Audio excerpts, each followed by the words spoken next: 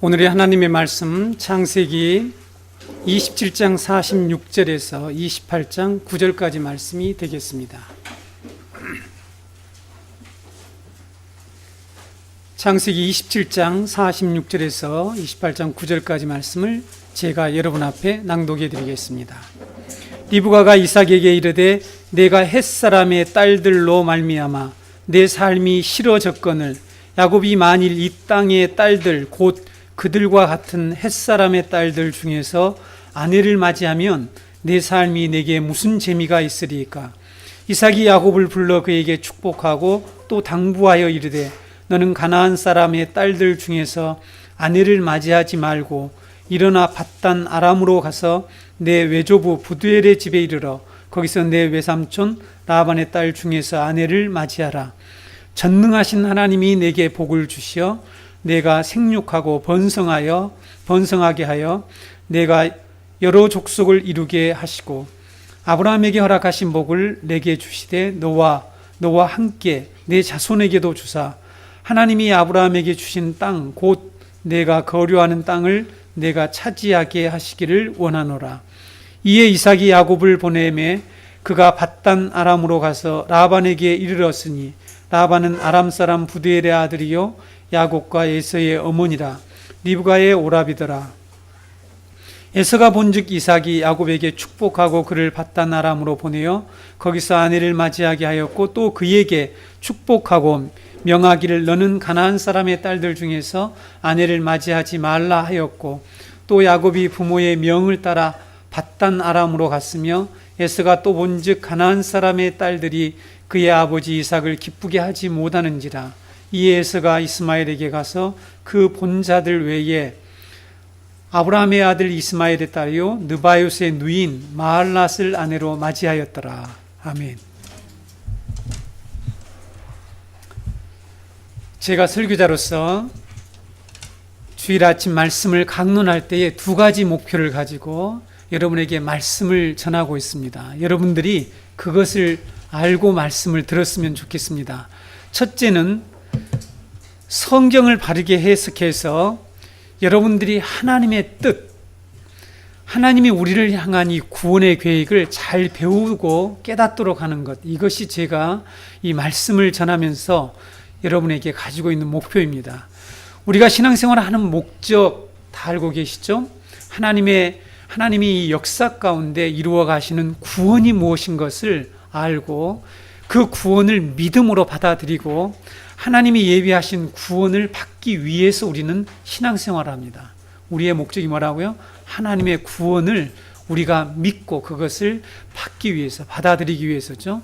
기독교 신자들 중에 아직도 성경이 가르치는 구원이 무엇인지를 제대로 알지 못하는 사람들이 참 많이 있습니다. 저도 아주 수없는 세월 동안에 성경이 가르치는 구원이 뭔지를 모르고 교회를 다녔다는 것을 나중에야, 그러니까 거의 30대가 되어서야 그 사실을 알게 되었습니다. 우리의 구원관이 잘못되면 우리의 신앙과 삶은 분명히 뒤틀리게 되고 우리는 하나님이 바라시는 그 구원의 삶을 살아갈 수가 없게 됩니다. 그러므로 여러분, 말씀 강론을 통해서 성경에서 말하는 하나님의 구원을 배우는 것이 이 첫 번째 목표라는 것을 여러분들이 꼭 기억했으면 좋겠습니다. 둘째는 여러분들로 하여금 성경을 제대로 읽을 줄 알도록 하는 것입니다. 성경을 제대로 읽고 해석하고 이해할 줄 아는 성도들이 되게 하는 것이 제가 이 말씀 강론을 통해서 가지고 있는 목표입니다. 아주 단순하고 너무 잘하는 내용을 이렇게 강조하는 이유가 있습니다. 여러분들은 그래서 말씀 강론을, 이 말씀을 통해서 성경을 어떻게 읽고 해석하는가를 잘 배우시기를 바랍니다. 어떻게 제가 이 성경을 해석해서 여러분들에게 전하는지, 성경은 어떻게 읽어야 하는 건지를 여러분들이 이 시간을 통해서 꼭 배웠으면 좋겠습니다. 그리고 바른 성경 해석과 그렇지 않는 것을 분별할 줄 아는 이제 성도로 자라기를 원합니다. 잘못된 메시지와 이단들이 전하는 그런 가르침들, 그런 내용들을 듣고 미혹을 받는 사람들, 거기 이단에 빠진 사람들의 그 근본에 자리 잡고 있는 문제가 있다라면 올바로 성경을 읽을 줄을 모른다는 사실입니다. 성경을 올바로 해석하고 이해하는 일에 아주 무지하다는 것을 우리가 알 수가 있습니다. 여러분, 성경을 읽고 해석하는 이 상반된 두 가지 방법이 있습니다. 성경을 읽고 해석하는 상반된 두 가지 방법. 하나는 본문으로부터 의미를 끌어내는 것입니다. 이것을 엑서지시스라고 합니다. 영어로 엑서지시스라고 하는데 바른 성경 해석을 가리키는 거죠. 텍스트가, 지난번에도 말씀드렸던 것처럼 텍스트가 설교하게 하라. 이 본문에서 말하고자 하는 것을 우리가 끌어내는 것, 그것을 읽는 것, 그것을 이해하는 것, 이것이 바른 성경 읽기죠. 다른 하나는 정반대인데 본문 안으로 의미를 가지고 들어가는 것입니다. 이것을 에이서지시스라고 합니다. 엑서지시스, 에이서지시스 이렇게 얘기하는데 우리말로 제가 종종 말씀드렸죠. 외삽이라고 얘기합니다. 본문에다 나의 사상, 나의 철학, 나의 가치관, 나의 경험, 체험 이런 것들을 가지고 들어가는 거죠. 그걸 가지고 성경을 읽는 것입니다. 갖다 붙이는 것이죠. 나의 경험이랄지 나의 생각, 사상 이런 것들을 갖다 붙이는 거죠. 어떤 것이 옳은 방법인지는 여러분들이 잘 아실 것입니다. 성경 자체로부터 의미를 가져오는 것, 이것이 성경을 올바로 읽는 방법입니다. 제가 말씀 강론을 통해서 성경을 바르게 읽고 해석하는 일과 성경이 가르치고 있는 하나님의 큰 구원의 역사를 바르게 드러내는 일을 동시에 하고 있다는 것을 여러분들이 알고 이 목표를 가지고 전하는 자와 여러분들이 저와 같이 같은 생각을 가지고 말씀을 들음으로써 앞으로 여러분들이 많은 시간이 지났을 때에 우리 성도들이 성경을 정말 바르게 읽고 해석하고 잘못된 성경 해석과 바른 성경 해석을 좀 분별하는 데까지 성장하기를 원합니다. 우리는 지난 시간에 하나님의 이 선택받은 야곱이 인간적인 방법을 사용해서 자기의 깨와 자기의 힘으로 하나님의 약속하신 복을 받으려고 한 결과 약속의 땅을 20년 동안 떠나 있어야 한다는 그 사건에서 하는 그런 사건을 우리가 에덴 동산에서 일어난 아담의 사건, 또 가인이 한 사건, 범죄한 사건과 다 동일한 패턴의 사건들이다라는 것을 말씀드렸습니다. 하나님은 자기 백성과 관계를 유지하기 위해서 자기 백성에게 언약이라는 것을 주십니다. 약속이죠. 언약입니다. 커버넌트입니다. 이 언약을 주시는데 우리가 하나님과 바른 관계, 이 정상적인 관계를 유지하려면, 즉 하나님과 정상적인 관계를 유지하고 하나님이 거하시는 그곳에서, 하나님의 집에서, 더 넓게는 하나님의 땅에서 하나님과 함께 살기 위해서는 하나님이 말씀하신 이 언약 안에 머물러 있어야 합니다. 하나님과 정상적인 관계를 가지려면 언약을 지켜야 된다는 것이죠. 그런데 아담과 야곱이 하나님의 언약 안에 머물러 있지 않고 하나님이 주신 언약을 떠나서 행동을 하게 됐죠. 살았다는 것입니다. 그 결과 하나님이 약속하신 땅에 거할 수 없게 되었습니다. 이것이 타락한 우리 인간의 상태라고 말씀을 드렸습니다. 여러분, 이런 성경의 구원의 도리를 여러분들이 정확히 이해했으면 좋겠습니다. 하나님은 이렇게 하나님의 언약을 깨뜨리고 하나님의 집에서 추방된 아담과 야곱과 같은 우리들, 이 타락한 우리 인간들을 어떻게 구원해 내신가를 말씀하고 있는 책이 바로 성경입니다. 그래서 우리는 성경에서 하나님이 어떻게 이 하나님의 집에서, 하나님의 땅에서 추방된 인간들을 다시 돌아오게 하시는지 이것을 배우는 것이죠. 오늘 말씀, 이제 이어서 오늘 말씀은 야곱이 언약 안에 머물러 있지 않으므로 약속의 땅을 떠나는 과정에서 어머니 리브가, 아버지 이삭, 그리고 형 에서, 이 세 사람이 한 일에 대해서 기록하고 있습니다. 세 사람이 한 행동에 대해서 기록하고 있습니다. 이것을 오늘 우리가 방금 전에 말씀드린 것처럼 본문 자체에서 그 의미를 가져오는 것, 엑서지시스를 한번 여러분과 같이 해보겠습니다. 본문이 무엇을 얘기하고 있는지 우리는 거기에 집중해서 이 말씀을 보겠습니다. 첫 번째, 리브가가 한 일이 46절에 기록되어 있죠. 야곱을 하란으로 보낼 계획을 꾸미는 그런 리브가에 대한 내용이 46절에 기록되어 있습니다. 에서가 야곱을 죽이려고 하는 것을 알게 됐죠.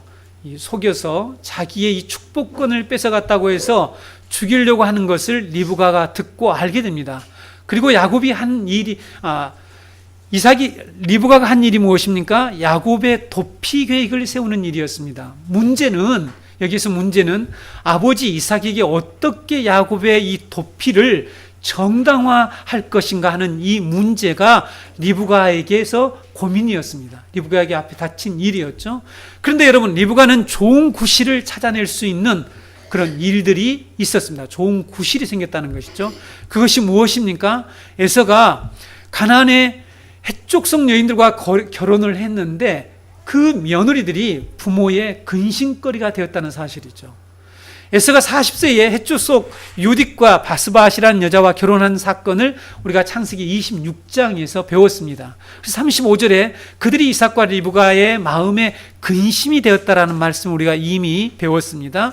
리브가는 그 일을 상기시키면서 자신은 에서의 해족속 며느리로 자신의 생명이 싫어졌다. 여기에서 자신의 삶이 싫어졌는데 원문에는 자신의 생명입니다. 자신의 생명이 싫어졌다는 말을 하면서 야곱까지 만약에 가나안 여인들과 결혼하게 된다면 자신은 살 재미가 없어질 것이다 라는 이런 협박 아닌 협박을 지금 남편에게 하는 거죠. 나는 살 재미가 없다. 만약에 둘째 아들 야곱까지 가나안 여인들하고 결혼하게 되면 나는 살 재미가 없다 라는 얘기를 지금 이 남편에게 하는 거죠. 무엇 때문에? 구실로 하는 거죠. 구실로. 네. 여기서 싫어하다라고 하는 이 쿠즈라고 하는 이 단어가 내 생명이 싫어졌다라는 누구 때문에? 며느리들 때문입니다. 에서의 며느리 때문에, 에서의 아내들 때문에. 이 말은요, 싫어하다는 정도가 아주 매우 강력한 게 표현하는 그런 말이라고 합니다. 학자들이 이런 단어를 연구한 것을 제가 보았습니다. 아주 매우 강력하게 싫어하는 것을 표현할 때 사용하는 이 단어라는 것입니다. 야곱을 도피시키기 위해서 지금 아주 강하게 강조해서 이런 말을 하고 있습니다. 구실을 대고 있는 것이죠. 그런데 여러분, 리브가가 한 행동을 우리가 자세히 보면 지난주에 우리가 배웠던 말씀하고 오늘 내용하고 자세히 보시기 바랍니다. 야곱에게 한 말과 남편 이삭에게 한 말이 일치하지를 않는다는 거예요.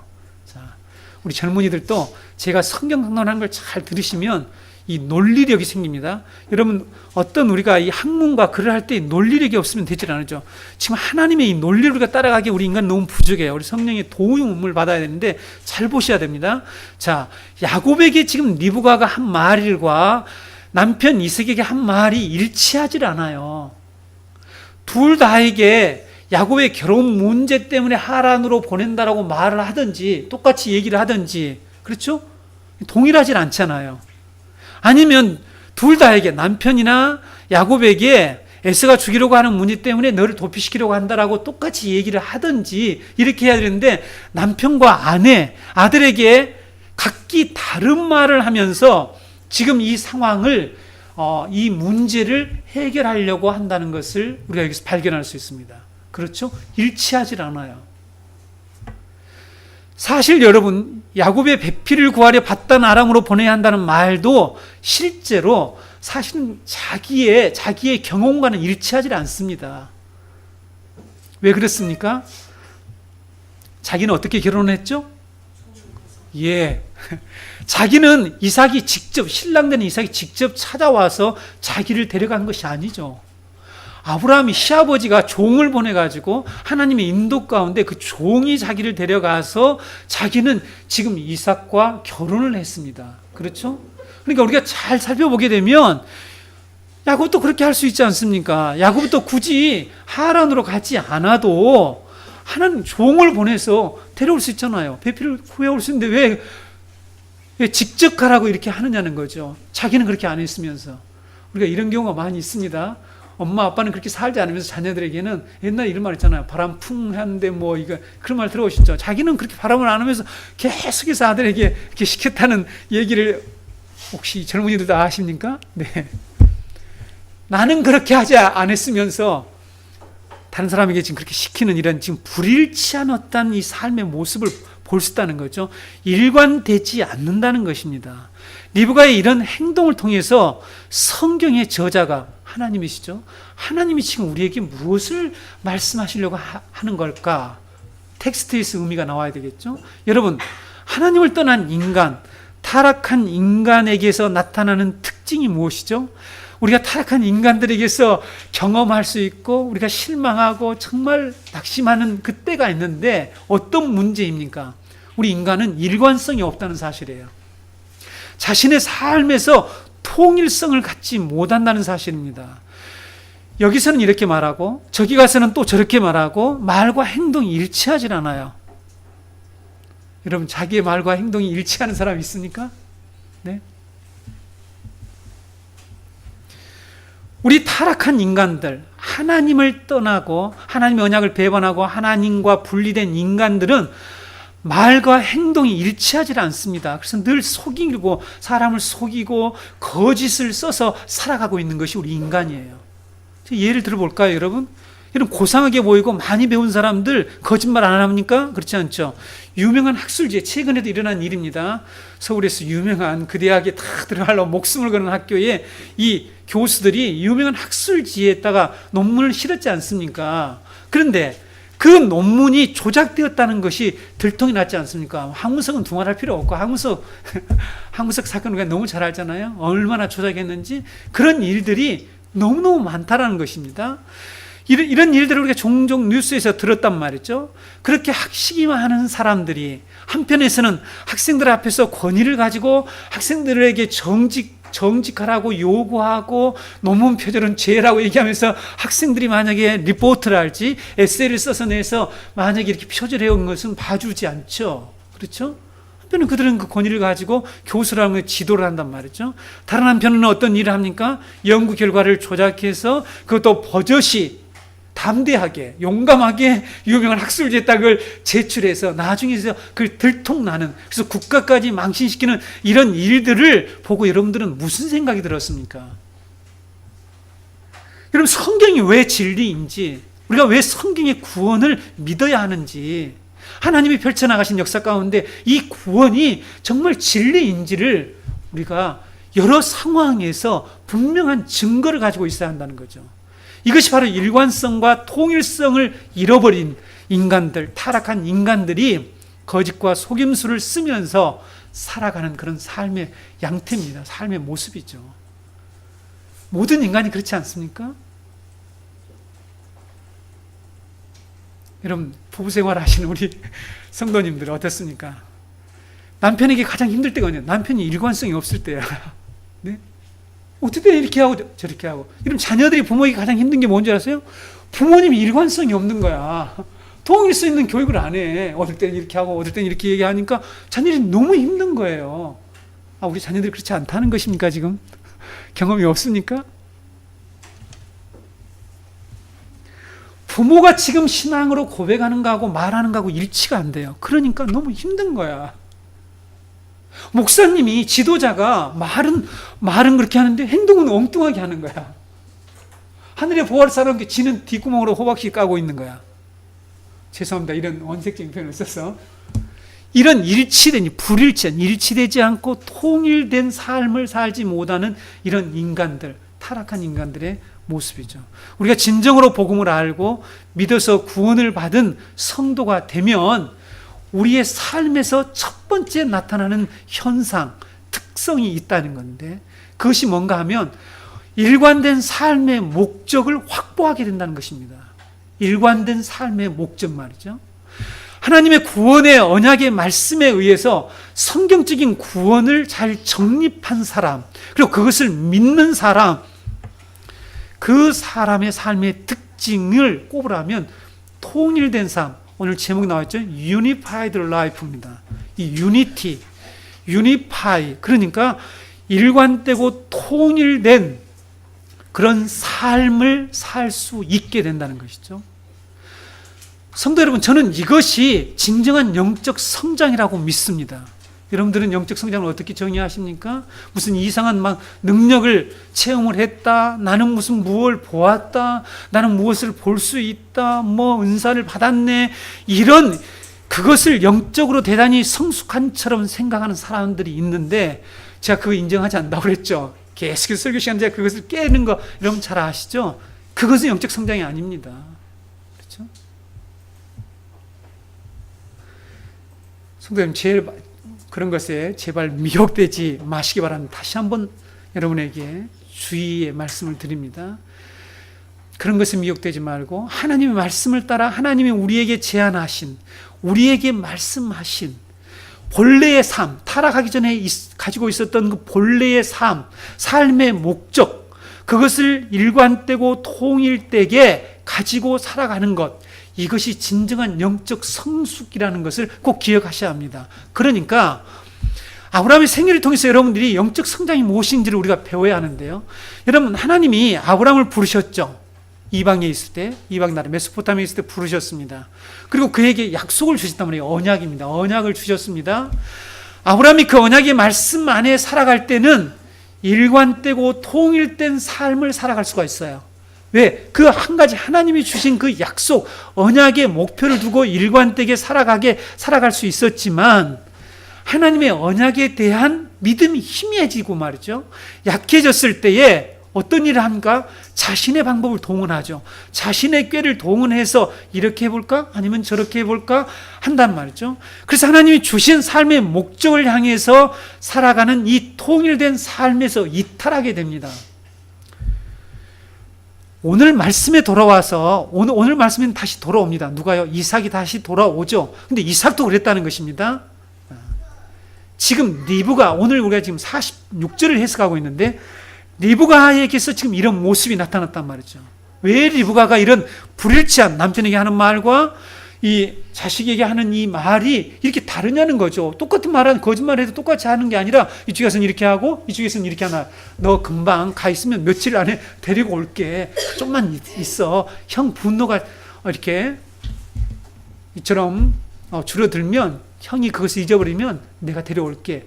이렇게 얘기를 해서 꼬셔. 가 있어. 그럼 금방 오게 할 거야. 이렇게 얘기를 하고 보내려고 했죠. 남편이는 결혼 문제를 해가지고 보내려고 한단 말이죠.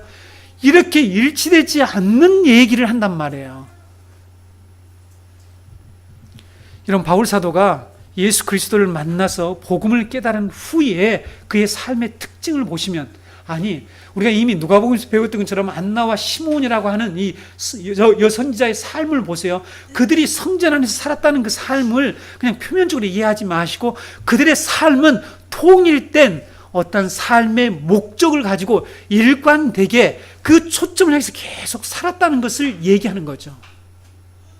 그러니까 우리 그리스도인들은 우리 하나님 우리에게 주어진 이런 시간과 물질과 이런 모든 것들 말이죠. 우리의 관계와 이런 직업과 자녀 양육과 이런 우리가 어떤 공부를 하는 것, 직장 생활하는 이런 모든 것들, 내가 건강 유지를 위해서 운동하는 것까지도 이 모든 것들을 일직선상에 세워놓고 이것을 일관되게 하나님이 우리에게 주신 이 구원을 향해서, 이 구원이 무엇입니까? 새하늘과 새 땅을 향해서 바라보는 그런 일관되고 통일된 삶을 살아야 되는데, 우리가 그렇게 하지 못한단 말이죠. 왜 그러냐는 거죠. 지금 이 리브가를 통해서 그것을 우리에게 하나님이 말씀하시는 겁니다.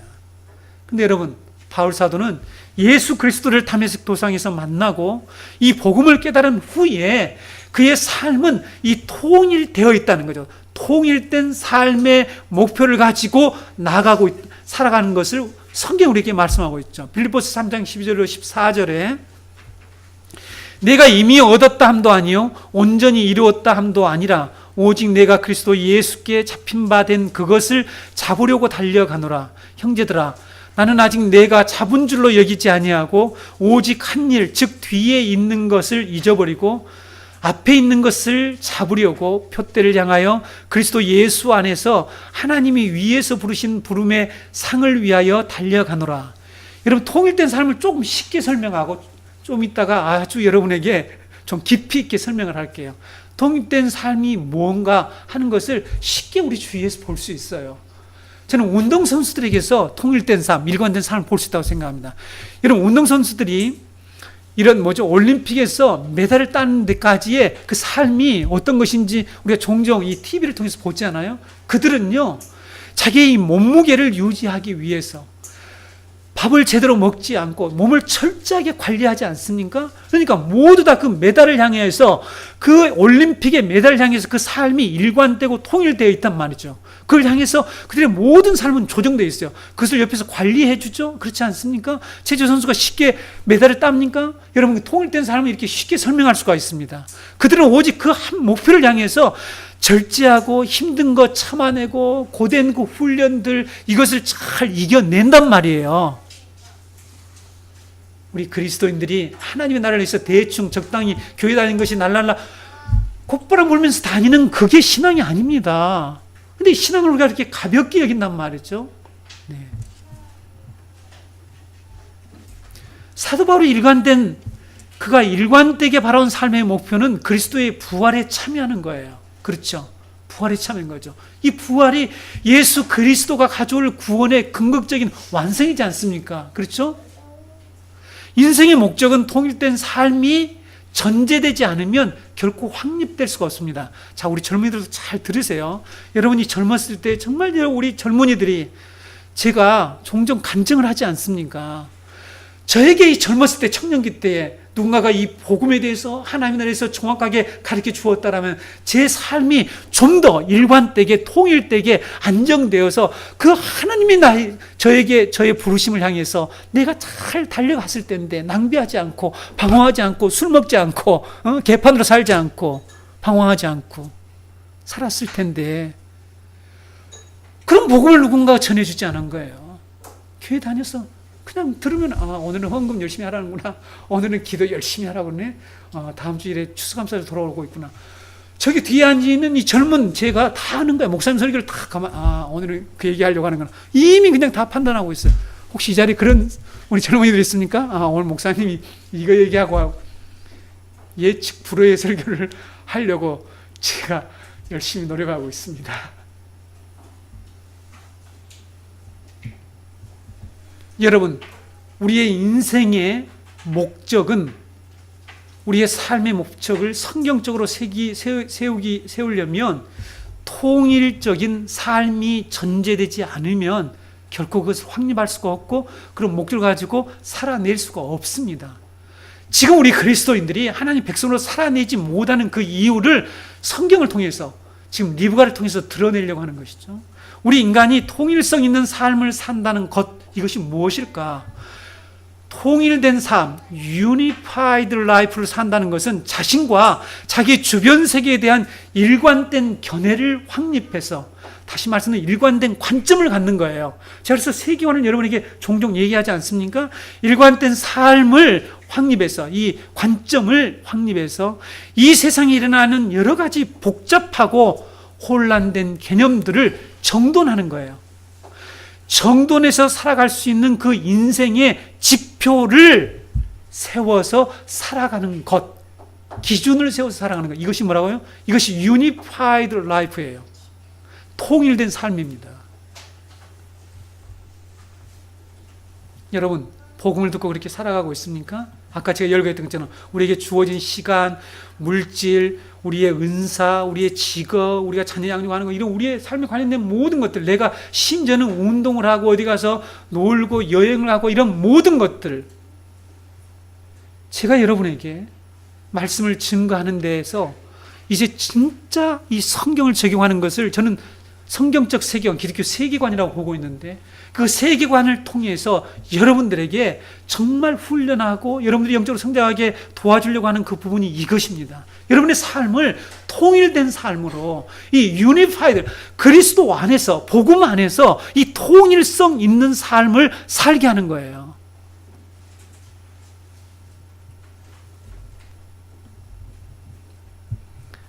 사도 바울처럼 인생의 목적을 하나님이 그리스도 안에서 예비하신 구원, 부활에 두고 살아가려면 먼저 통일된 삶이 전제되어야 한다는 것입니다. 통일된 삶, 여러분 잘 들으셨나요? 네. 내 자신과 내 주변에 일어나는 일들, 사건과 세계에 대한 일관된 견해를 갖는 거죠. 일관된 견해가 어디가 있습니까? 하나님의 언약 안에 있잖아요. 하나님의 구원의 계획 속에 있잖아요. 하나님이 이 세상이 지금 이런 상태에 있는데 내가 이렇게 너희들을 구원하겠다라는 그 말씀을 우리가 정확히 믿으면 우리는 일관된 관점을 갖게 되죠. 그렇죠? 우리 일어나는 사건과 우리 내 자신에 대해서, 관계에 대해서 모든 것들을 이렇게 바라볼 수 있게 되겠죠. 그것을 가지고 살아가는 거예요. 이것이 신자의 삶입니다. 근데 얼마나 많은 신자들이 이렇게 살아가고 있는지 의문이 들 때가 너무 많지 않습니까? 왜 신앙생활을 오랫동안 했는데 우리는 이런 통일된 삶을 살지 못할까? 사도 바울이 그렇지 않습니까? 여러분, 성경의 사람들이, 여러분, 히브리서 12장을 어떻게 여러분들이 11장을 어떻게 이해하고 계시는지, 그 믿음장에 나오는 사람들의 삶은요, 통일된 삶을 얘기하는 거죠. 믿음 안에서 하나님의 약속을 붙들고 그들은 통일되고 일관된 삶, consistent and unified life, 일관되고 통일된 삶을 살았습니다. 이 통일된 삶은 하나님의 약속의 말씀에 근거한 구원관이 바르게 정립될 때만이 이러한 삶을 살 수가 있다는 거예요. 그래서 제가 여러분에게 말씀 강론을 통해서 가지고 있는 목표를, 왜 흔한 그 목표를 왜 얘기할까? 시간도 아까운데 이렇게 생각하셨습니까? 이것이 분명히 해줘야 합니다. 창세기적으로 말씀드리면 하나님의 이 언약, 계시의 말씀 안에 머물러 있을 때만이 통일된 삶을 살아낼 수 있어요. 지금 여러분, 리브가가 왜 이런 일을 합니까? 자식에는 이렇게 하고 남편이 이렇게 속이고 왜 이런 일을 하는 것입니까? 하나님의 언약을 떠났던, 하나님의 언약에 머물러서 행동하지 않는 결과 그 문제를 해결하려고, 그것을 격파해내려고 자기 또 나름간에 이쪽 가서는 이렇게 하고 저쪽 가서는 저렇게 하고, 이렇게 우리가 인생을 살아서는 안 된다는 거죠. 구원받은 자는 그렇게 살아서는 안 됩니다. 하나님의 그 약속 안에서 하나님의 약속을 붙들고 일관되게 살아가는 거죠. 그것을 보고, 아, 저 사람은 신앙을 가진 사람이구나, 저것이 믿음을 가진 자의 모습이구나 라는 것을 주변 사람들이 보는 것이죠.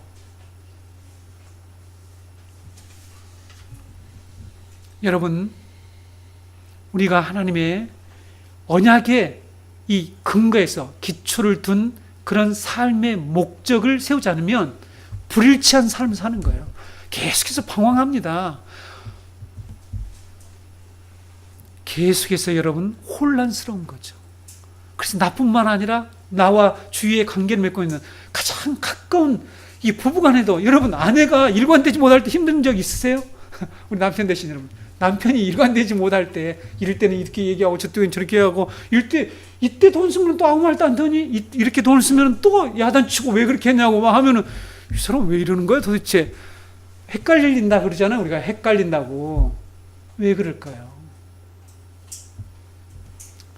저도 가만히 목사지만 지난 세월을 쭉 돌아보면서, 아, 내 안에 하나님의 말씀에 의한 이 통일된 삶의 목적이 정리가 안 돼 있구나.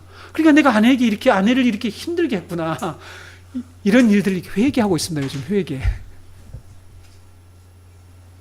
그러면서 우리 아내 성격 탓을 했습니다. 고백하자 건데 우리 아내는 성격이 그래서 그래. 제가 일관되지 못했으면서, 리브가가 남편에게 강조하며 한 말과 야곱에게 잠깐만 가 있으면 데려오겠다 한 말이 일치하지 않는 이런 불일치의 삶은 자신에게 주신 하나님의 계시 말씀이 있었는데 그 말씀을 따르지 않았기 때문입니다. 그 계시 안에 머물러 있지 않기 때문이죠. 통일된 삶이고 뭐고 돈만 있으면 되지, 이것이 이 세상에 지금 문화고 이 세상 사람들이 가지고 있는 사상이죠. 여러분, 그렇지 않습니까? 통일된 삶이고 뭐고, 뭐 목사님 유니파이고 뭐 영어 쓰지 말고, 그럼 뭐 통일된 삶이고 뭐고 간에 돈만 있으면 되지, 이런 생각을, 이런 사상이 우리를 지금 지배하고 있죠. 여러분, 그 사람은 참으로 무지한 사람입니다. 어리석은 자입니다. 에서처럼 팥죽 한 그릇과 고귀한 장자권을 바꿔서 슬피 울며 이를 가는 날이 있다는 것을 모르는 참으로 어리석은 사람들이죠. 그것뿐만 아닙니다. 여러분, 이 통일된 삶이 우리에게 가져다 주는 혜택과 이 구원의, 통일된 삶은 뭐라고요? 구원의 삶이라니까요. 우리가 하나님께 구원을 받으면 우리의 삶이 본래 하나님께서 하나님과 같이 있었을 때, 하나님과 함께 하나님의 집에서 거할 때 살았던 그 삶으로 회복되어 가는 것인데, 그 회복은 물론 예수 그리스도가 오시면 완성되지만 그 전에 그 삶으로 우리가 나아가는 것인데, 그것이 바로 통일되는 그런 삶인데, 그 삶에서 누리는 혜택들이 있는데 그게 무엇입니까? 그것이 우리의 삶을 평안하게, 평강을 준다는 사실이에요. 환경과 관계없이, 내가 지금 처한 상황과 관계없이. 왜? 하나님의 언약의 말씀에 나의 삶의 목적을 두고 있기 때문이죠. 리브가를 통해서 하나님은 광야의 이스라엘 백성들에게 하나님의 언약을 신뢰하지 못하는 자의 그 라이프가, 인생이 어떤 것인가를 지금 말씀해 주는 거죠. 드러내 보여주는 거죠. 왜 너희의 조상 리브가 할머니가 이렇게 한 줄 아니? 이것 때문이야. 그래서 이렇게 일치하지 못한 삶을 사는 거야. 너희들이 지금 그렇게 하고 있는 거야. 이 쥐가 물이 없으면 또 물 좀 주면 또 뭐가 없다, 이것이 없다. 계속해서 하나님께 10번이나 시험한다는 거 뭐냐? 일관성이 없다는 거예요. 완벽하게 일관성이 없는 인간들이라는 것입니다. 하나님의 약속을 믿지 못하면 우리는 끊임없이 하나님을 시험해 나가면서 일관되지 못하고 통일된 삶을 살지 못해요. 그는 불행인 것이죠, 여러분. 그 삶에서 돌아오라고, 구원하려고 하나님이 우리에게 복음을 주셨는데, 복을 받은 우리가 여전히 그런 통일된 삶을 살지 못한다는 것입니다. 성도 여러분, 여러분은 정말 하나님이 약속하신 하나님의 나라를 향해서, 하나님의 그 구원을 향해서, 그 구원이 무엇인 것을 알고 믿고 일관성 있고 통일된 삶을 살고 있는지, 만약 내가 그렇지 않는다라면 내가 지금 미성숙한 상태에 있는 것입니다. 오늘 리브가의 행동을 통해서 깨닫기를 바랍니다. 왜 리브가가 그렇게 살았는지. 이 세상에 일어나는 모든 일들이 이것 때문에 고통을 가져온단 말이에요. 여러분, 고통이 여러 가지가 많이 있잖아요. 악을 저지르고 살인하고 강도질하고 이런 여러 가지 있지만, 아까 여러분 일관되지 못한 직장 상사 만나보세요. 괴로워 미치고 환장하고 팔짝 뛰잖아요. 그렇지 않습니까? 저는 직장 생활하는 분들의 그 얘기를 가만 들어보면, 저것이 바로 타락인데, 여전히 하나님의 구원의 역사를 믿지 못한 잘난 인간들이 우리 주위에 많이 있는데, 그들은 지금 이 타락의 증상이 뭔지를 모르기 때문이죠. 그래서 우리가 그들에게 이 미련한 방식이지만 전도를 하는 거예요. 그들에게 복음을 전해서, 너희들이 왜 이런 고난을 당하고 있는 줄 아니? 왜 이 세상에 이런 악이 있는 줄 아는 거 아니? 너희 지금 상사가 일관성이 없잖아. 통일되냐고 이렇게 했다 저렇게 했다 하는 게 너무 힘들잖아요. 그래서 고통을 당해요. 근데 안 다닐 수가 없잖아요. 그래서 너무 힘들어하는 사람들이 많다는 거죠. 이것을 주님이 이 땅에 이 모든 고통과 악을 예수 그리스도가 오셔서 구원하시겠다는 것입니다.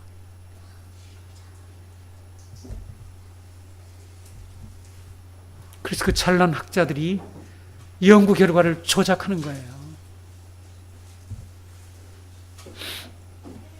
이제 우리가 두 번째 1절에서 5절까지 28장 1절에서 5절 말씀을 보면, 이삭이 밧단 아람으로 떠나는 야곱에게 두 번째 축복을 하는 장면이 기록되어 있습니다. 이삭이 야곱에게 한 첫 번째 축복은 야곱의 이 속임에 의해서, 그렇죠? 거짓에 의해서 에서로 착각하고 한 축복이었죠. 그렇죠? 그런 축복이었다면, 두 번째 지금 축복을 하는 것입니다. 야곱에게 두 번째 축복에서는 하나님의 계획을 따라서, 하나님의 말씀에 따라서 야곱을 아브라함의 복을 이어갈 자로 인정하고 진정한 상속자로 여기면서 야곱을 축복하고 있죠. 맞습니까? 그렇게 지금 하고 있단 말이죠. 그가 축복한 내용을 통해서 야곱이 아브라함의 축복을 완전히 그에게 지금 계승하고 있다, 전달하고 있다라는 것을 볼 수가 있죠. 3절 4절을 보게 되면 전능하신 하나님이 내게 복을 주시어 내게 생육하고 번성하게 하여 내가 여러 족속을 이루게 하시고 아브라함에게 허락하신 복을 내게 주시되 너와 함께 내 자손에게 주사 하나님이 아브라함에게 주신 땅 곧 내가 거류하는 땅을 내가 차지하게 하시기를 원하노라. 이삭은 지금 엘샤다이 전능하신 하나님이 하시는 일을 깨달았습니다. 그분의 섭리를 드디어 깨달았다는 것입니다. 드디어 야곱을 하나님이 택하신 진정한 상속자라는 사실로 그가 인정하게 되는 것을 여기에서 볼 수가 있습니다. 첫 번째 축복과 여러분 두 번째 축복 사이에 어떤 일이 지금 일어났습니까? 이삭에게 어떤 일이 일어났을까요? 첫 번째 축복과 두 번째 축복 사이에 일어난 사건을 여러분 성경에서 보셨죠? 어떤 일이 일어났습니까? 이삭이 별미를 좋아해서 에서에게 그 사냥을 해오라고 했지 않습니까? 에서가 사냥을 간 사이에 야곱이 속였죠. 야곱이 속여가서 축복을 받아냈습니다. 그런데 야곱이 자신이 속인 일을 알게 되죠. 에서가 돌아오자마자. 그래서 어떤 일이 벌어집니까? 심한 엄청난 충격을 받게 됩니다. 여러분 27장 33절에 어떻게 표현됐습니까? 매우 심히 떨었더라 이렇게 되어 있어요. 그러니까 엄청난 충격을 받았다는 말 아닙니까? 쇼크를 받았다는 것입니다. 이분이 아마 고혈압이 있었으면 돌아가셨을지도 몰랐는데 고혈압이 없었던 것 같아요. 계속 살아있는 거 보니까. 그래가지고는 충격을 받았죠. 이런 충격을 받은 일과 또 어떤 일이 벌어집니까? 에서가 크게 통곡을 하는 일이 벌어지죠. 그렇죠? 이런 일을 경험을 하게 됩니다. 이것을 바라보고 있었던 이삭, 아버지의 이 마음을 여러분들이 생각해 보시기 바랍니다. 이것을 경험하면서 이삭은 하나님의 섭리와 하나님의 언약으로 돌아오게 된다는 사실이에요. 성도 여러분, 우리가 하나님의 언약 밖으로 나가면은 쇼킹이 좀 필요해요. 쇼크가 좀 필요하면 쇼크가 자극이 필요하잖아요. 안 되는 물건들, 전자기구들 때로는 한 번씩 때려주면은 딱 안 되다가 되는 경우가 종종 있잖아요. 지금 여러분 이 사이에 어떤 일이 벌어졌습니까? 첫 번째 이 축복과 두 번째 축복 사이에 별미를 좋아해서 자신의 탐욕 때문에 하나님의 계시를 무시하고 에서에게 축복하려고 했던 과거의 행동을 회개한 일이 벌어지고 있다는 거죠. 회개하는 일이 이 사이에 일어났습니다. 맞죠? 그렇지 않습니까? 회개가 일어난 거예요. 그래서 회개해서 지금 이삭이 어떤 일을 합니까? 드디어 하나님의 약속을 인정하는 거죠. 그 약속대로 하나님의 계시대로 야곱에게 축복을 하고 있는 것입니다. 이삭은 분명 자신이 하나님의 계시를 무시하고 에서에게 축복하려고 한 것이 잘못되었다는 것을 깨닫게 되었습니다. 우리의 구원의 첫 번째 단계가 회개죠. 회개입니다. 회개는 하나님을 인정하는 것입니다. 하나님의 섭리와 하나님의 언약을 인정하고 믿는 것을 회개라고 하는 것입니다. 회개를 뉘우치고 내가 나쁜 일 한 것을 뉘우치는 것이 아니라 물론 그것도 맞죠. 더 본질적인 것은 뭐냐면 하나님을 인정하는 거예요. 하나님의 하신 일을 인정하는 것입니다. 하나님의 계시를 인정하고 믿는 것이요 받아들이는 것입니다. 이것이 바로 회개입니다. 이삭은 회개했다는 사실이죠. 우리가 정말 언약 안에서 구원받은 자라고 확신한다면 하나님이 약속하신 말씀을 인정하고 그 말씀에 따라서 다시 행동하는 것이죠. 그래서 여러분 지난번에 이 법정적 지위와 관계적 지위가 분리될 수 없다고 했습니다. 이걸 분리하는 것은 하나님의 구원을 잘못 얘기하는 거예요. 아무리 어떤 신학자가 그것을 설명을 그렇게 얘기하더라도요, 여러분 자세히 보세요. 자세히 들으면 틀렸습니다. 그렇죠? 왜? 회개가 무엇인가? 이런 성경적인 우리의 구원에 관련된 모든 용어들을 우리가 하나하나 파악을 해보면 그것이 모두 한 가지를 설명하고 있는데 하나님의 언약 안에 머무는 삶, 하나님의 언약 안에 순종하는 삶, 그것이 바로 구원이라고 말씀하고 있기 때문입니다. 여러분이 그렇게 될 때 여러분 안에서 이 통일된 삶을 살 수가 있게 되는 것이죠. 이삭은 드디어 이 유니파이드 라이프로 돌아오게 됩니다. 그렇게 돌아오는 거예요. 이제 세 번째 여러분 6절부터 9절 말씀 보실까요? 마지막으로 6절에서 9절 말씀 보면 에서가 본 두 가지 일들에 대한 내용이 나와요. 6절과 8절에 보게 되면 에서가 본즉 이렇게 되어 있죠. 그렇죠? 에서가 보았다는 내용이 강조되고 있는 것을 볼 수가 있어요. 에서는 이삭이 야곱에게 축복을 하고 그를 밧단 아람으로 보내면서 가나안 땅에서 아내를 구하지 말고 거기 가서 이 삼촌 집에서 삼촌의 딸을 아내로 구하라, 이런 말을, 이런 당부를 하고 보내는 것을 보게 됩니다. 이것을 보았습니다. 그리고 두 번째 본 것이 무엇이죠? 자신의 이 현재 아내들, 즉 해쪽 속의 딸들을 자기 아내로 맞이했는데 그 아내들이, 그 와이프들이 자기 아버지를 기쁘게 하지 못하게 하고 있다는 사실을 보았다고 하는 거죠.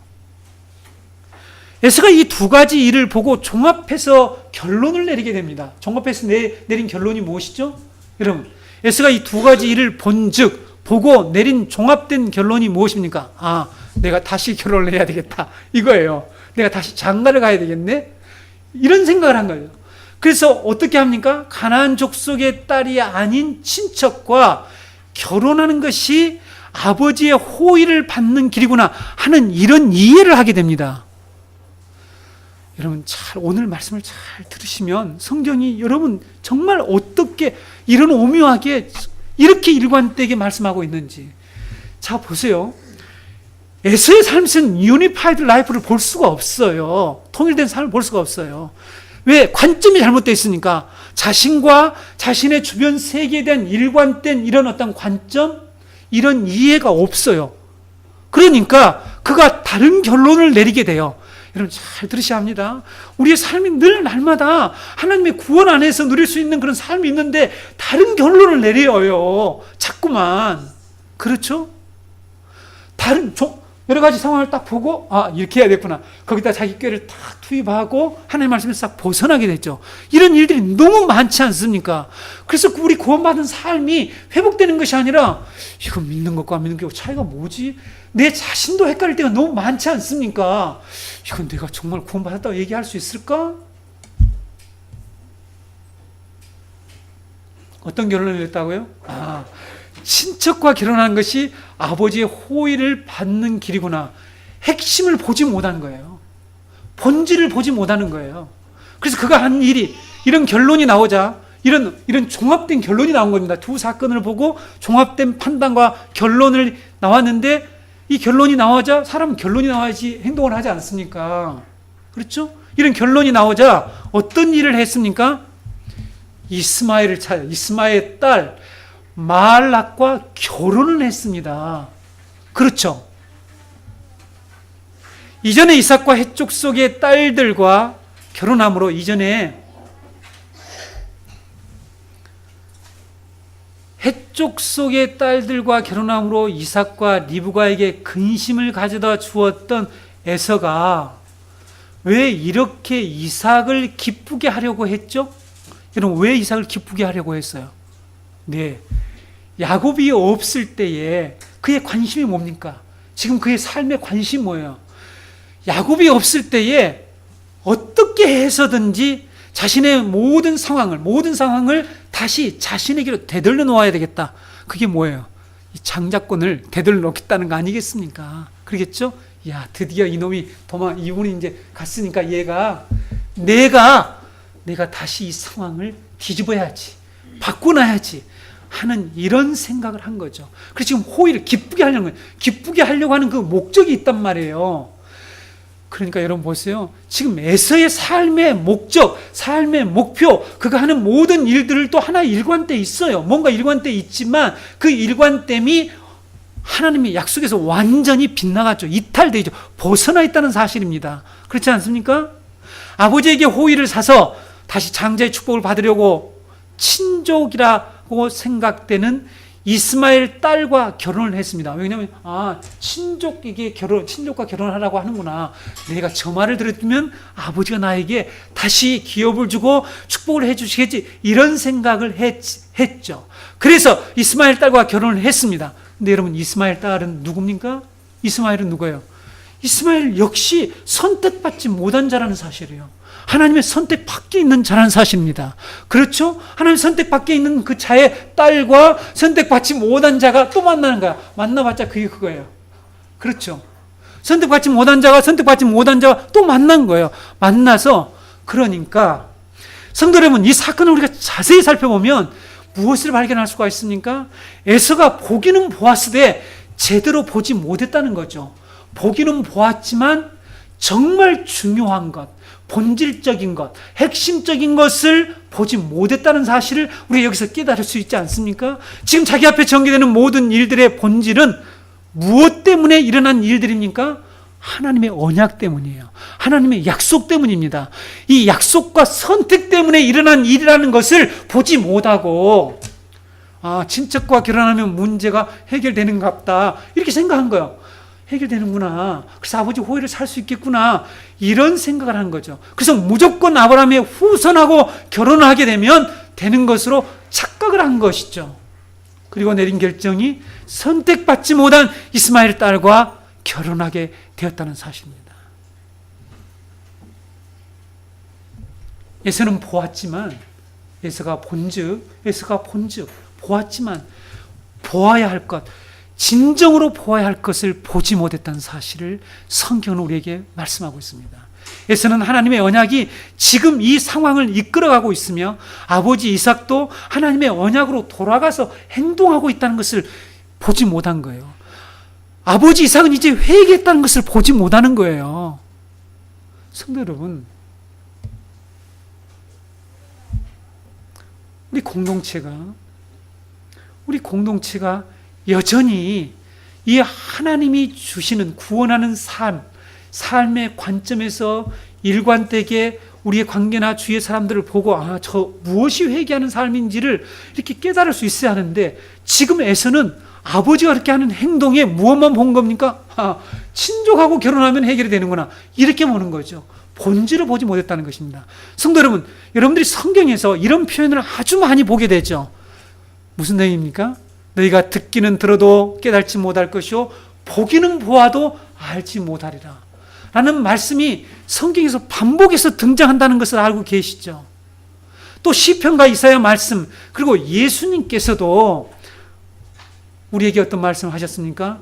눈이 있어도 보지 못하고 귀가 있어도 듣지 못하는 백성이라고 이 질책하시고 책망하는 말씀을 하신 것을 여러분이 알고 계시죠. 눈이 있어서 보았는데 보지 못했다라고 말씀하고 있다는 것이죠. 무슨 뜻입니까?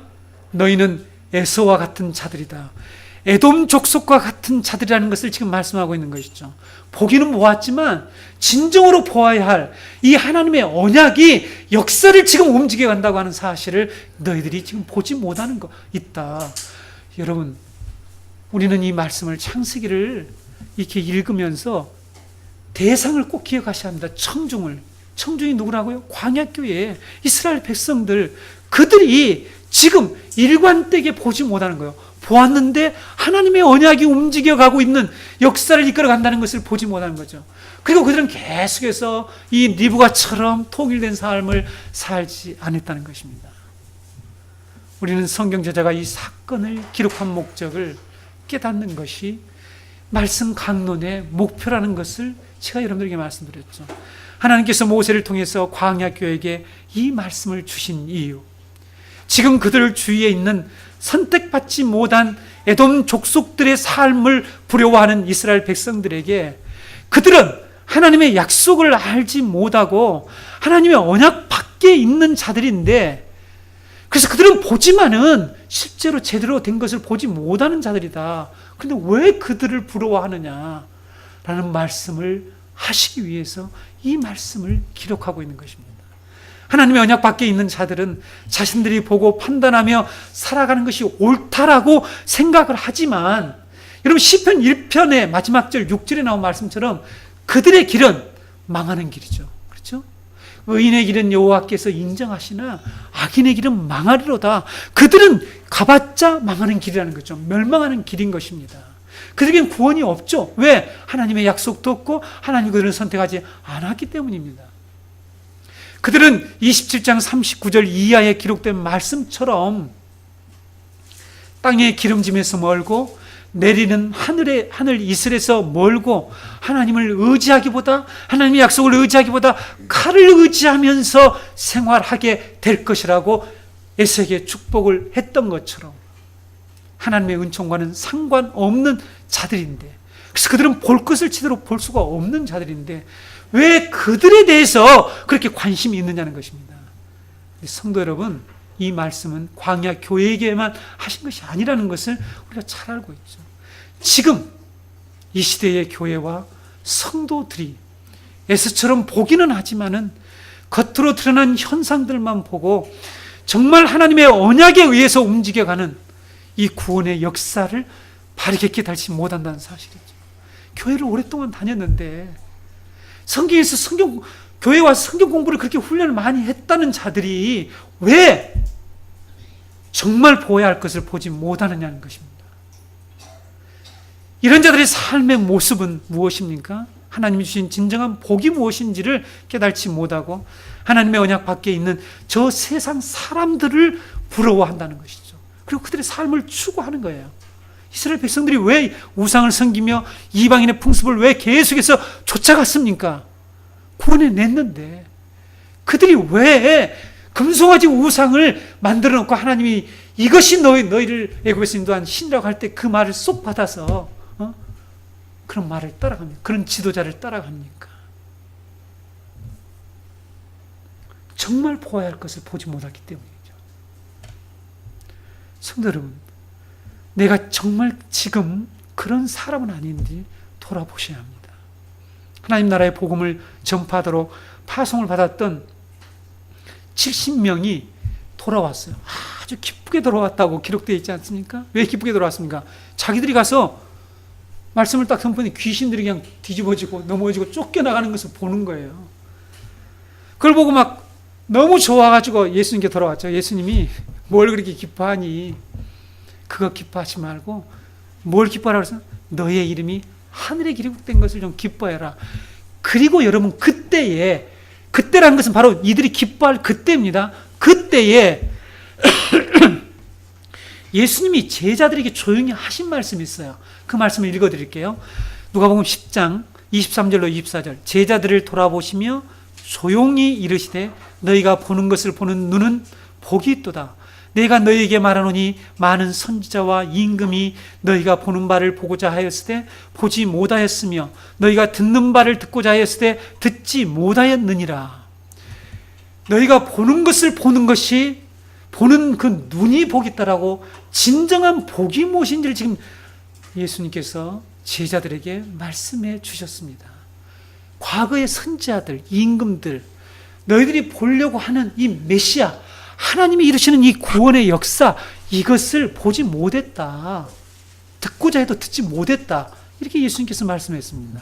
사랑하는 성도 여러분, 우리가 받은 진정한 복은 하나님이 그리스도를 통해서 이루어 가시는 이 구원을 볼 수 있는 거예요. 그렇죠?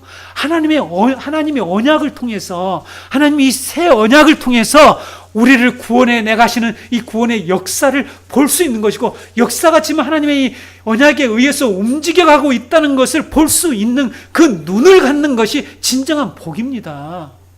왜 그렇게 물질적인 것들을 받으려고 기복신앙에 빠져서 거짓된 지도자들을 따라가느냐 하는 것입니다. 참으로 안타까운 일이죠. 에돔의 후손들, 하나님의 선택을 받지 못한 자들은 결코 이것을 볼 수가 없다라고 말씀하고 있는 거예요. 그렇죠? 오늘 이 말 6절에서 9절 말씀 통해서 성도는 오직 하나님의 약속의 말씀 안에 머물러 있을 때만이 하나님의 약속을 통해서 하나님이 이루어 가시는 그 구원을, 우리가 그 구원의 전체 그림을 우리가 바르게 이해할 때만이 unified life, 이 통일된 삶을 살아갈 수 있습니다. 제대로 인생을 볼 수가 있다는 거예요. 제대로 보아야만 삶의 목적을 바르게 설정할 수 있고 하나님의 구원의 삶을 지금 여기서부터 우리가 살아갈 수가 있습니다. 사랑하는 성도 여러분, 이 말씀을 듣는 여러분 모두가 하나님의 구원의 약속의 말씀의 이 관점에서 내 자신과 내 주변 세계와 내 주변에서 일어나는 모든 일들을 일관되게 볼 수 있는 하나님의 이 구속사적 관점에서 바라보면서 하나님의 나라를 향한 이 통일된 삶을 살아가는 여러분들이 되시기를 바랍니다.